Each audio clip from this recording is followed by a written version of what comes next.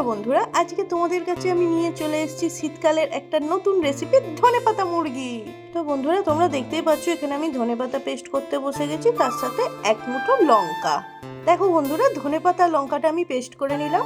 এর মধ্যে আমি পেঁয়াজ, আদা, রসুন অ্যাড করে পেস্ট করে নিলাম ভালো করে।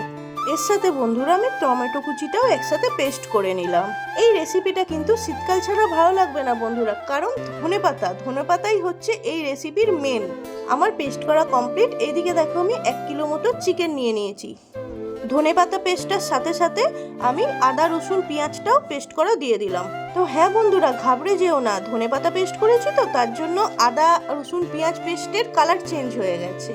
এরপর দই, কাজু বাদাম, মগজদানা আর টমেটো পেস্টটাও অ্যাড করে দিলাম। পরিমাণ মতো নুন দিলাম। আর হ্যাঁ, তার সাথে সর্ষের তেল না দিলে কিন্তু ভালো লাগে না। আমি দেখো ম্যারিনেট করছি। ম্যারিনেট করে 1 ঘন্টা থেকে 2 ঘন্টা রেখে দিলে ভালো হয়। আমি 2 ঘন্টা মতো রেখেছি। এরকম সেম রেসিপি তোমরাও ঘরে বানিয়ে খেয়ে আমায় কিন্তু কমেন্ট করে অবশ্যই জানিও। চিকেনটা আমি 2 ঘন্টার মতো ম্যারিনেট করে রেখে দিলাম।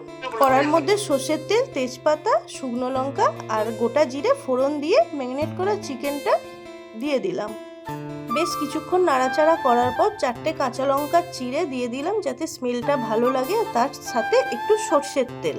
বেশ কিছুক্ষণ নেড়ে চেড়ে আমি ঢাকা দিয়ে দিলাম বেশ 8 ঘন্টার জন্য। তারপর ঢাকা খুলে দেখি আমার চিকেনটা পুরো কমপ্লিট। তো বন্ধুরা, ঘরের সবাই কম বেশি সবাই নাম করেছে। তো তোমাদের এই ভিডিওটা কেমন লাগলো, আর যদি ভালো লাগে তোমরা ঘরে বানিয়ে আমাকে কমেন্ট করে কিন্তু জানাতে ভুলো।